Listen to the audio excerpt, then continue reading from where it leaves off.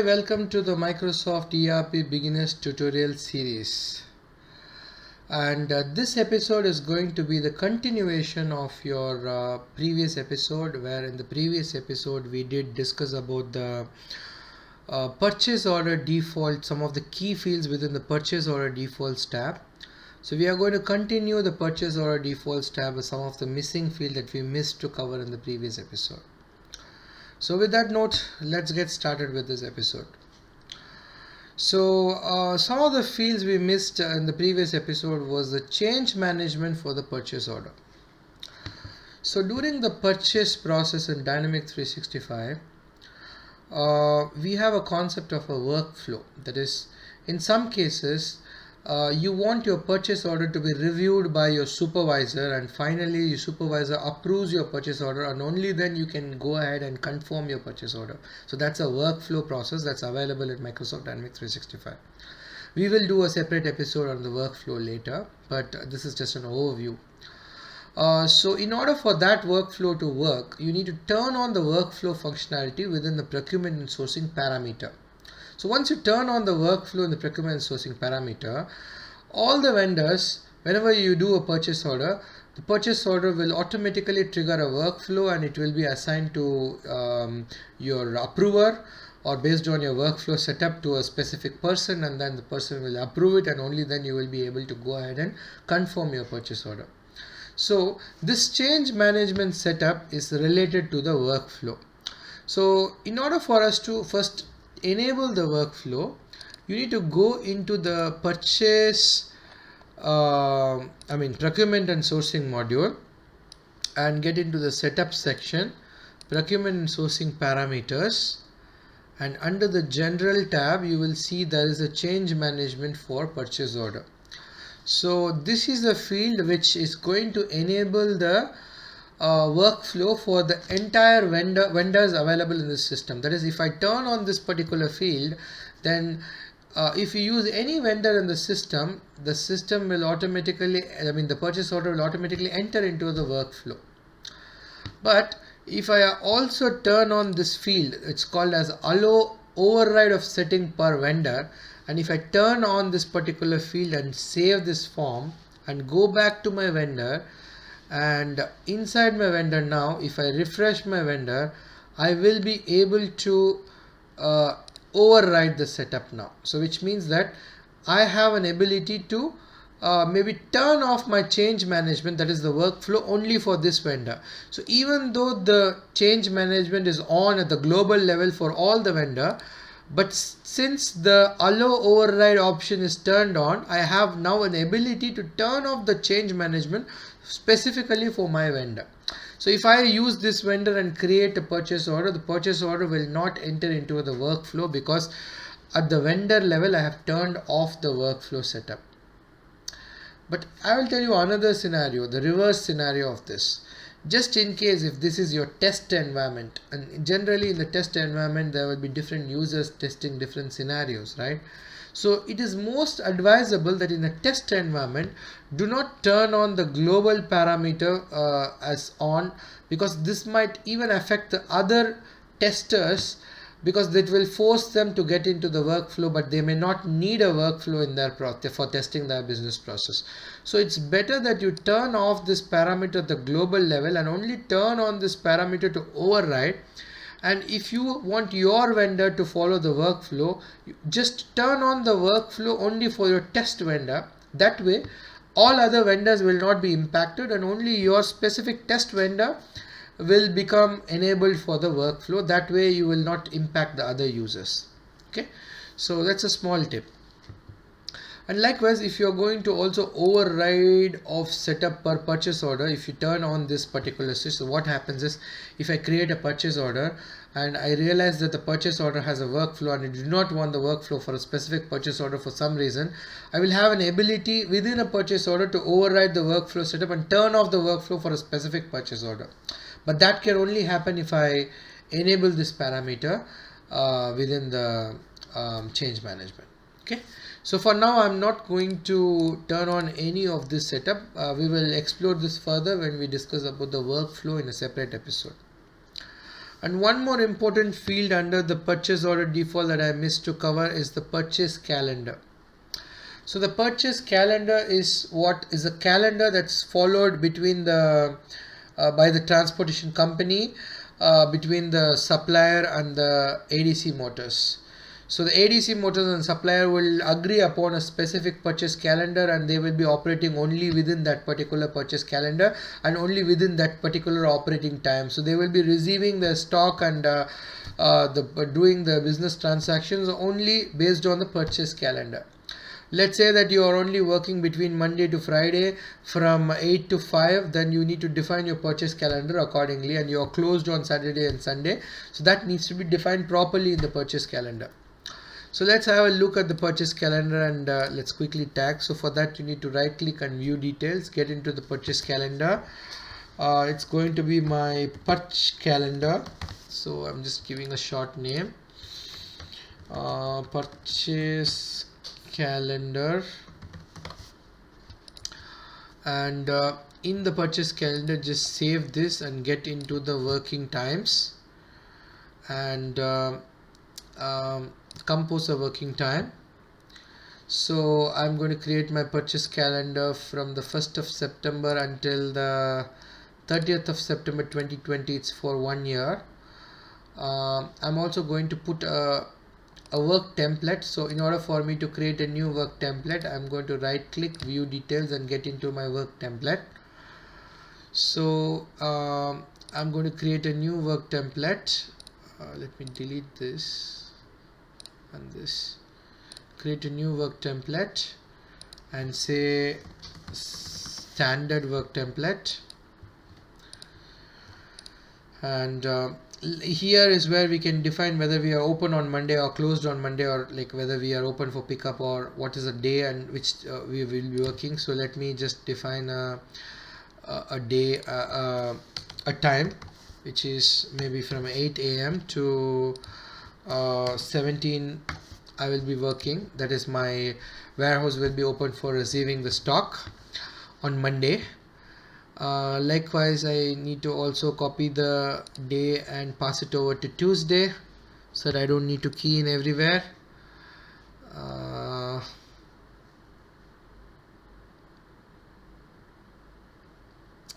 Let me copy the Tuesday to Wednesday.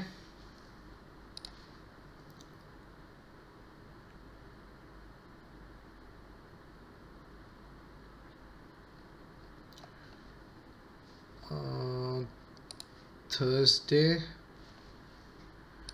and also on Friday I will be working from 8 a.m. to 5 p.m.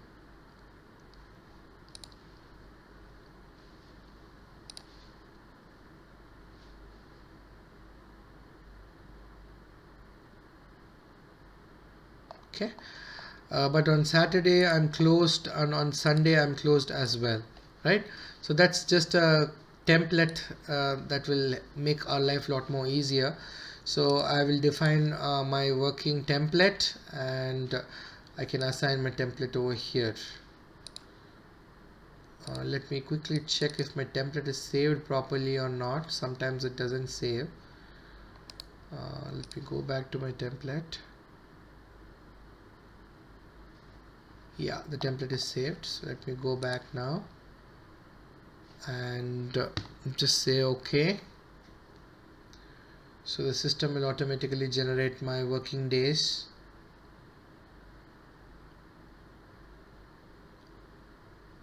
It might take a couple of seconds.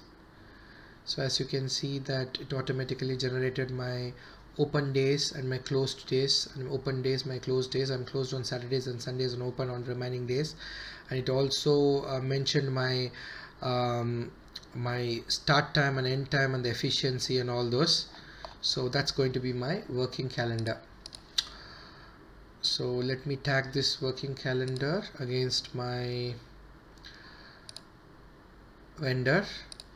So that's the working calendar setup.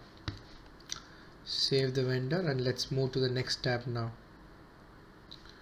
So let me minimize this tab, and this one too, and this one is the payment tab, and there are a lot of important fields in this particular payment tab.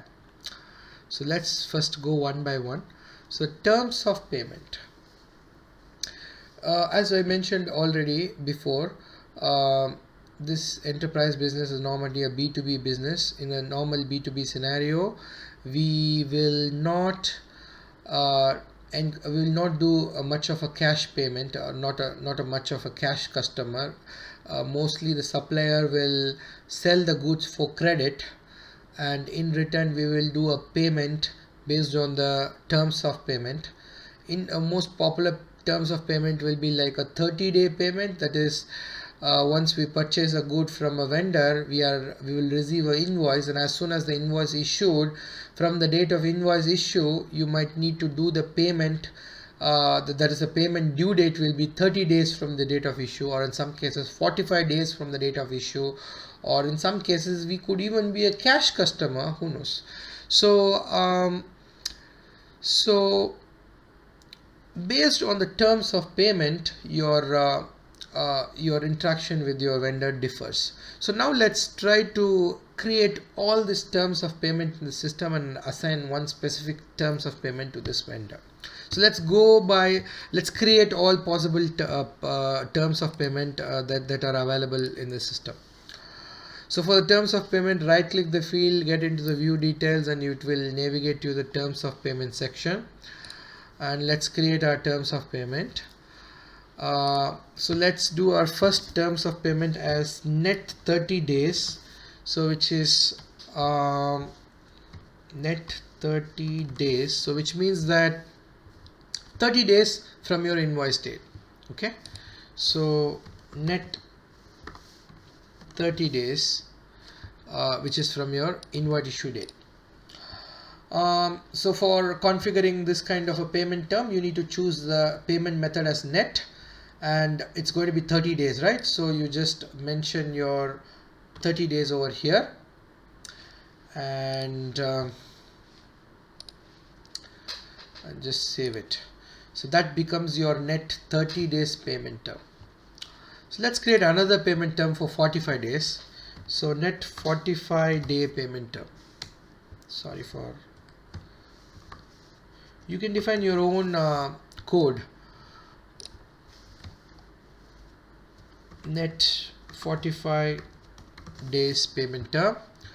So here you can specify 45 days as your net payment term. Okay, so you can save this as well. Likewise, I'm going to again maybe explore another scenario. Here it's going to be a net 1 month payment term.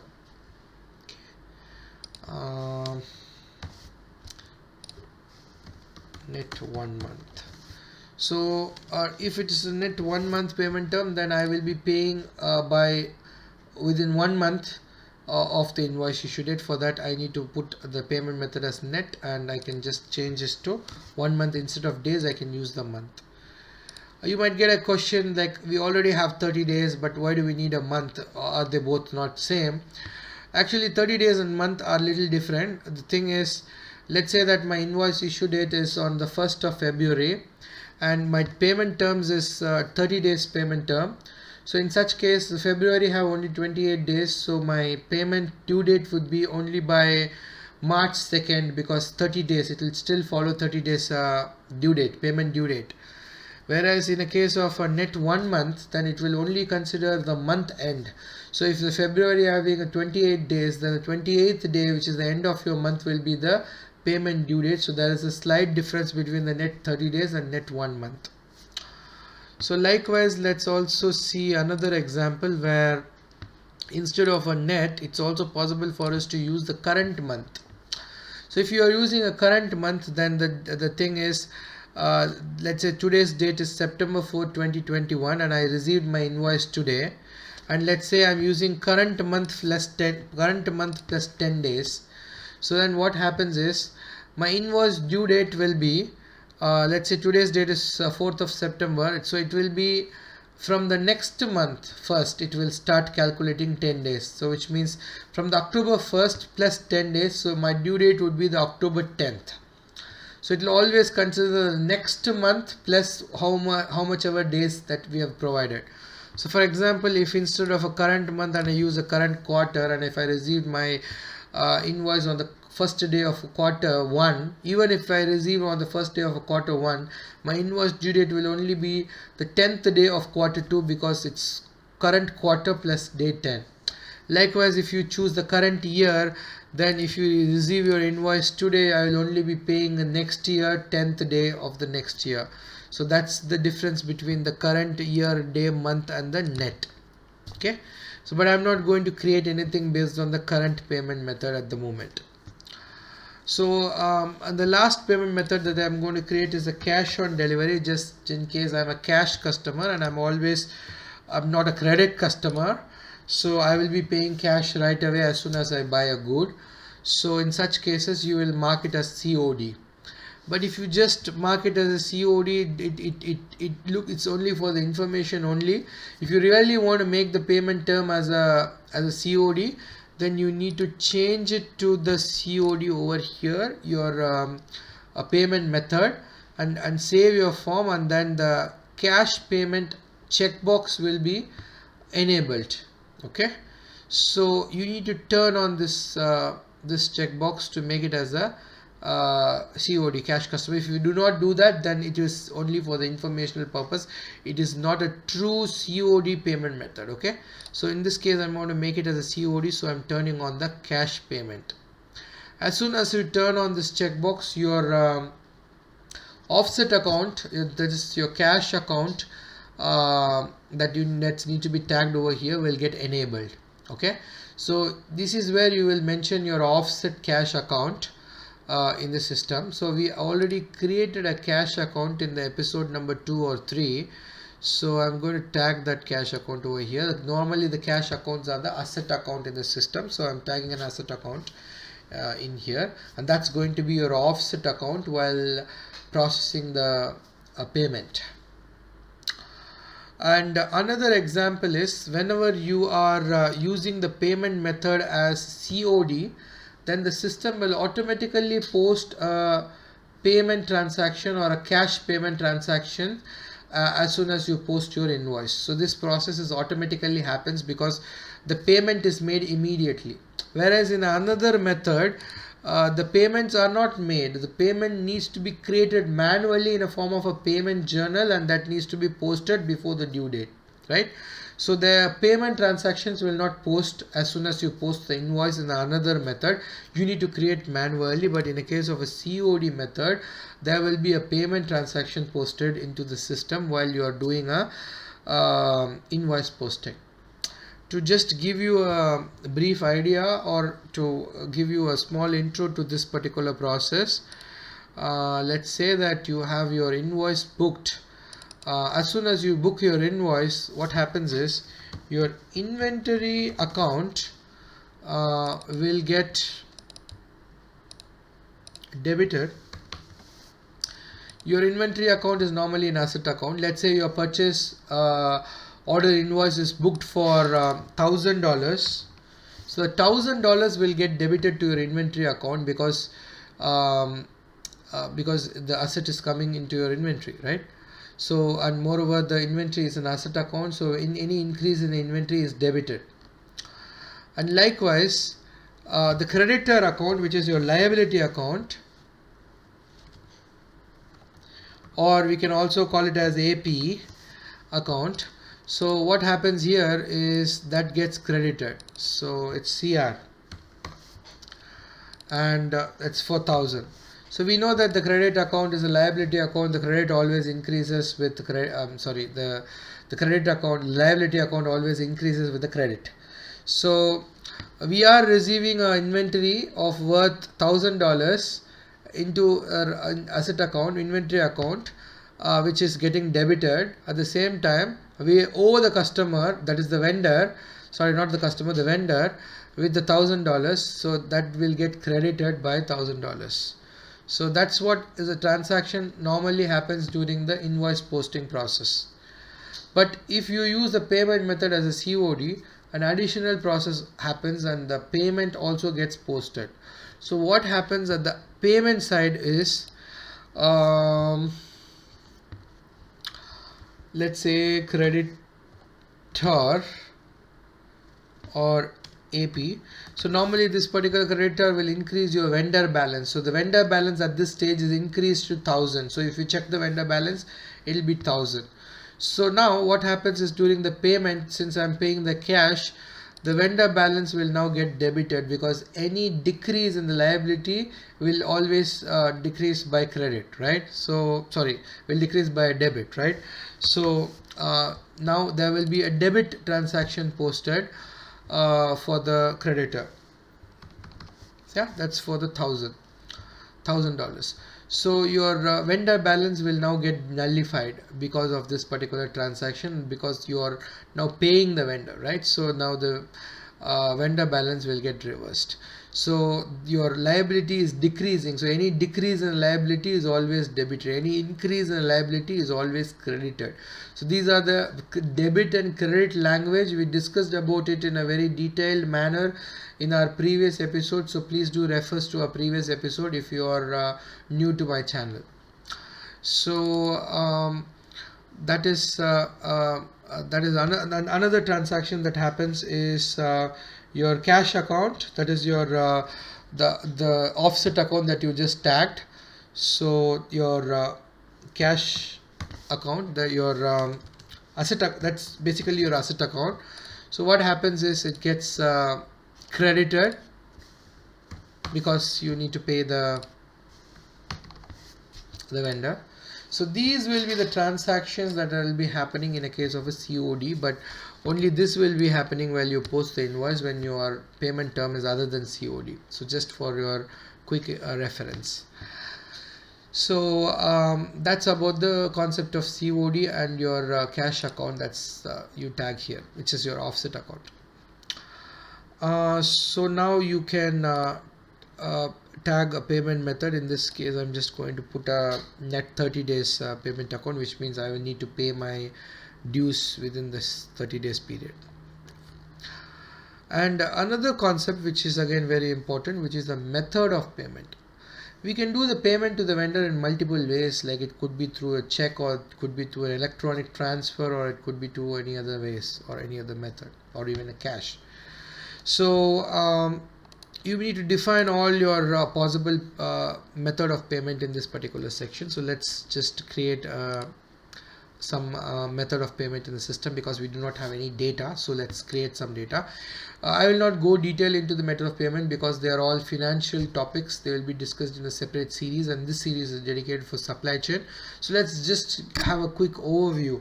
So I'm going to create a check as a payment method. The spelling of check, I just following a US spelling, but in some country they spell check as QUE. I'm going to just spell in this way. And again, just give a description: payment by check, and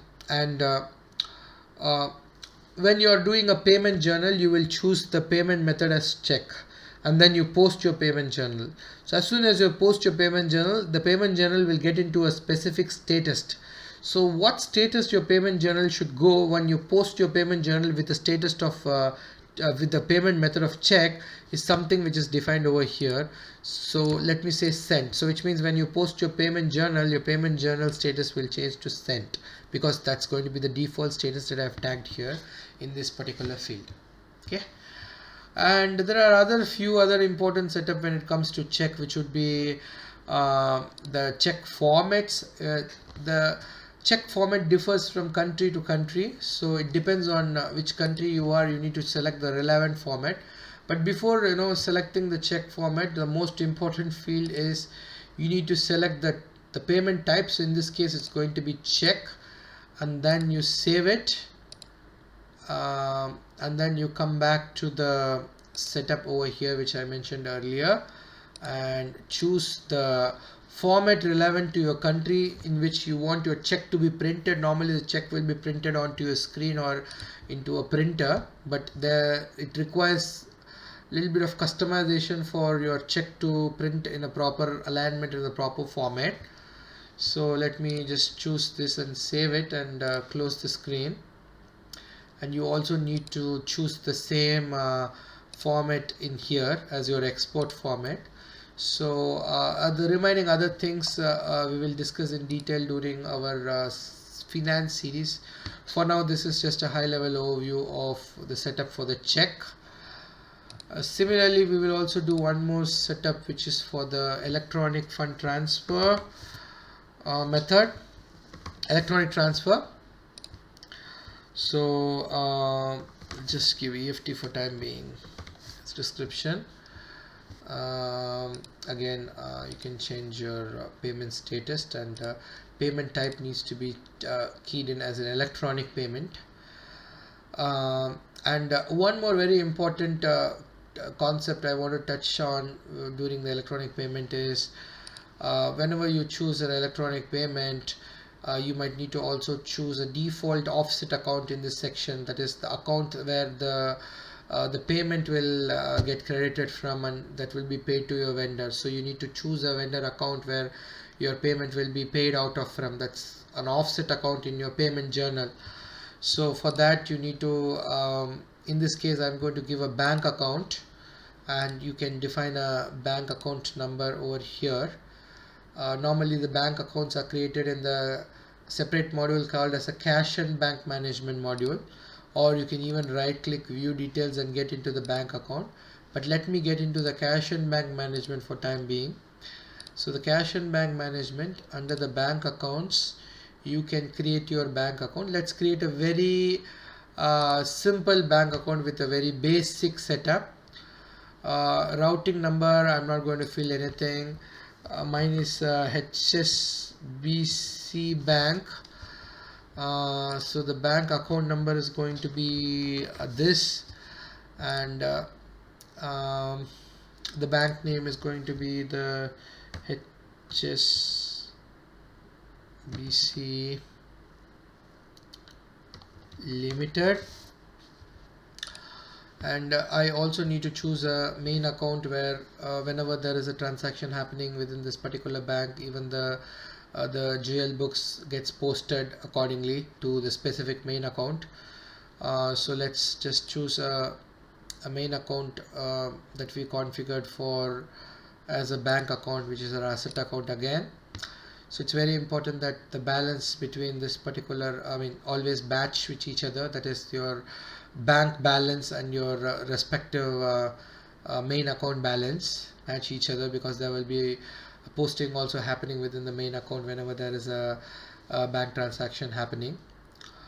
So this is and also we can give an active start and end date for a specific bank account, and you can even group your similar banks together in a specific bank group. So this is just a basic setup for the bank for time being. And I'm coming back to my EFT and assigning the bank that I've just created. So that's going to be my HSBC Bank. So that's the EFT method of payment. So let's create one more last method of payment, which is going to be your COD. And if you do not have anything specific to COD, you can just choose others as an option. For now I'm just going to leave it in Ledger, and that's going to be our 3 method of payment that we created. So for this, my method of payment is going to be the EFT. Okay, so that's about the method of payment. The next field to discuss is the payment schedule. So it is possible to pay the vendor, pay the loans of the vendor or the credit of the vendor in a multiple installments or in a different pattern. So we can define our payment schedules within that particular field. So there are multiple ways that we can configure our payment schedule. Let's have an overview of all of them within the payment schedules. For getting into the payment schedule, just right click view details. So the first method that we are going to explore is I'm going to repay the vendor in 12 installments. So how much amount I'm going to pay in every installments, I'm not going to define it, but I'm going to do a 12 payments in a regular interval, and by the end of 12th payment I will repay the vendor. So that's going to be my first approach. So let's create a payment schedule for that. So 12 payments, okay, so which means in the 12 installments they are paid. So 12 installments they are paid. So in order to configure this, you need to go and choose the fixed quantity, and I'm going to choose payment period as month, and I'm going to keep it as 1, and number of payment is going to be 12 because I'm going to do 12 payments. So what happens here is, so I'm going to pay every month for 12 months, and I will be finishing my credit. That is, I will be repaying my vendor in 12 installments. So that's what this particular configuration refers to. Okay, so let's say I'm going to change it to 2.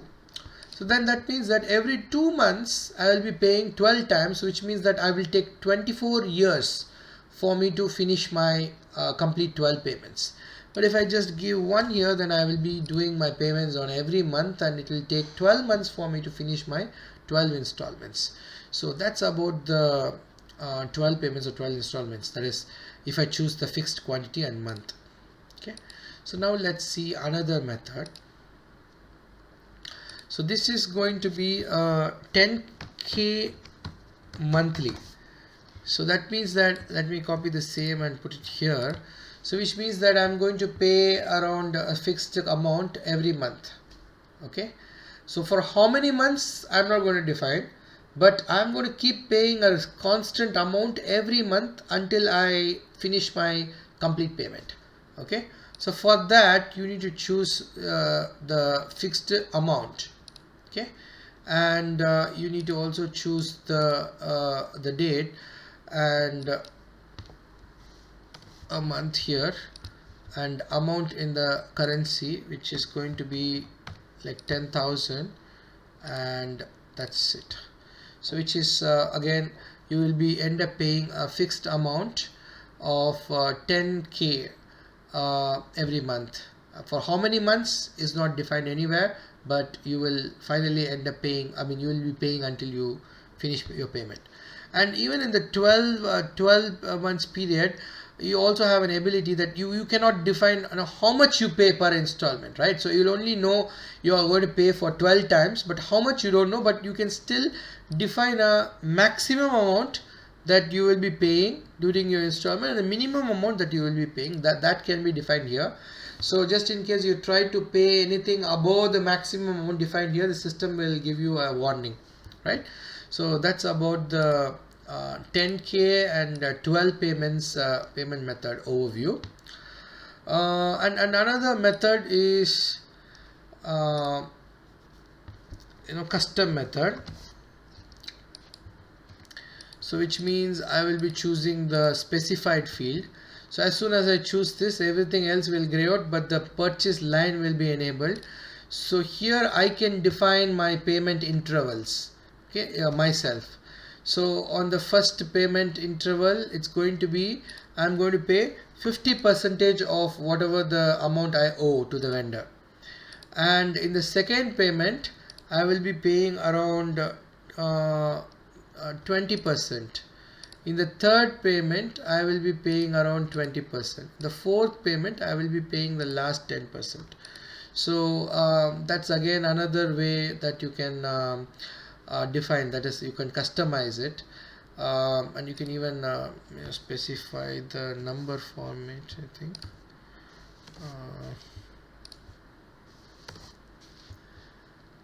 Default. So that's your that's how you are going to pay to the vendor. This is a custom format, so even this is possible. Okay, so it's aligned according to your number. So that's about the payment schedule, and in this case I just created some payment schedule for the sake of creating data, but I'm not going to tag any payment schedule against this particular vendor. And the last but one important topic under the payment tab is cash discount. at least 60% of the times this scenario is very valid for most of the vendors in the real-time business.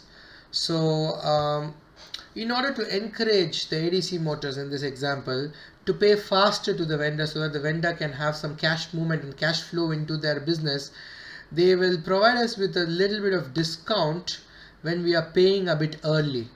For example, our payment due date in this example is going to be 30 days, but still the vendor will give us an offer that if we paid within 5 days of issuing of invoice, then you might get 10% discount, and if you paid by 10 days, within 10 days of issuance of your invoice, then you will get a 5% discount, and like 15 days you will get 2% discount. So the discount will keep reducing.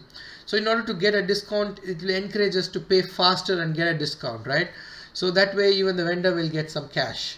So that's the concept of cash discount. So let's go and configure some cash discount now in the system. So let's first define a cash discount for 10% cash discount if we pay within 10 days, right? We have 10 days of, no, 5 days of the invoice. So 10% 5 day. Okay, this is a cash discount code. 10% for 5 days, 5 days. Okay.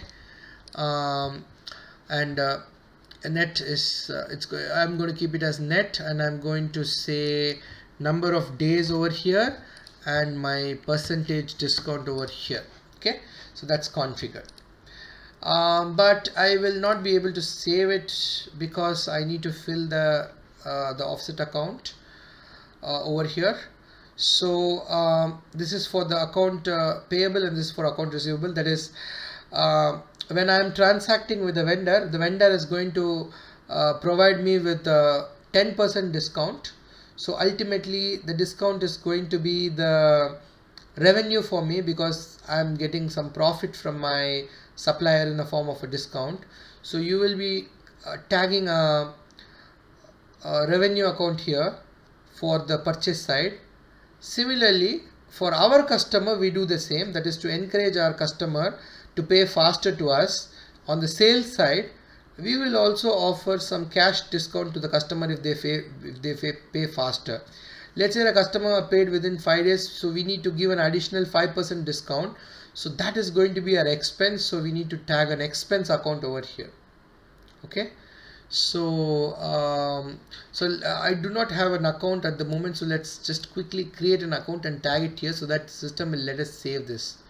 So in the purchase side, it's going to be the profit, so it's going to be the revenue account. So the revenue account ends at 40050. So let me create a 60 here. Cash discount from vendor. Okay, and that's going to be a revenue account. So save it. I'm sorry, I need to change it to 60. Save it. Okay, let me copy the account number for my future, and similarly I need to create another account.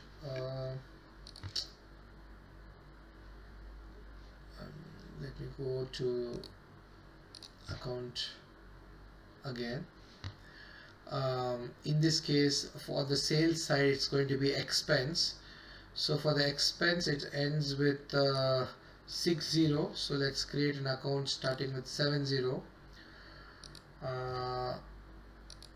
Let's change it to 70, and this is cash discount to customer. Okay, and that's going to be the expense account in this case. So let's save it and copy this. Okay, so now let's go back and assign this account against our main account. So that's your expense account, and that's your revenue account. Okay, so this is the setup for the 10% discount if you pay within by 5th day. And let's also create another example, which is a 5% discount for 10 days. That is, after 10 days if we pay, then we receive a 5% discount. 5% discount for 10 days, right, as a description. So similarly, how we did previously, 10 days, and just give a 5% discount, and tag your account here again. That's your receivable and accounts payable. Oh, sorry, copy properly. Okay, so that's that. So now what is the next discount code? So the thing is, now I can copy one of this particular discount code and assign the discount code here, or maybe I can even choose it from the drop down, and let's say I'm assigning this particular discount code, or yeah, 10% discount code. So 10% discount code if I pay after 5 days, right? So that's going to be my discount. But what happens if I pay after 10 days? But at the moment I have an ability only to tag one discount code for a specific vendor, right? So if I wanted to also like tag 10% for 5 days and 5% for 10 days, and if I have more codes, if I want to assign everything to this vendor, I do not have an option to do that. So I can only map one discount code per vendor, right? So in order to avoid that situation, you have an ability that under the 10% discount, you can put a next sequence code, and you can also map at 5% discount. So which means if you if this is not a matching one, then the next discount code will be automatically considered, right? So either this or this, whichever is appropriate, that discount code will be applied now. So that's the reason or significance of the next discount code option. So that's about the discount code. The bank account is, it's possible to associate multiple bank accounts against the vendor. It will only remain within the vendor master. So unlike the bank account that we created under the terms of payment, that gets created under the cash and bank management module, right? So the bank account that we create is not related with the cash and bank account module. It only stays within the vendor master. Just to associate bank account with a vendor, we can even create multiple bank account and associate with specific vendor here, just to maintain the record of the bank account. And the last important field in the payment tab is the payment days. That is, if you wanted to define a specific payment day to pay for a specific vendor, you can do so within the payment days section. You can explore it, just right click view details, get in there, and it's very straightforward. You can go and define whether you will always pay on the 20th of every month, or 10th of every month, or maybe Friday of every month, or maybe Wednesday, Thursday, Friday of every month. So all those possible combinations can be defined within the payment day parameter inside over there. So that's about the payment tab. So with that, I think we have covered all the important fields within the vendor master. So if you missed to watch my previous 2 episodes, do watch them, because I have most of the fields other than the one we covered today covered in the previous episodes. You can go and watch them if you missed to watch them. So that's about the vendor master in a very detailed manner. So see you again in the next episode with a different topic. Thanks for joining this.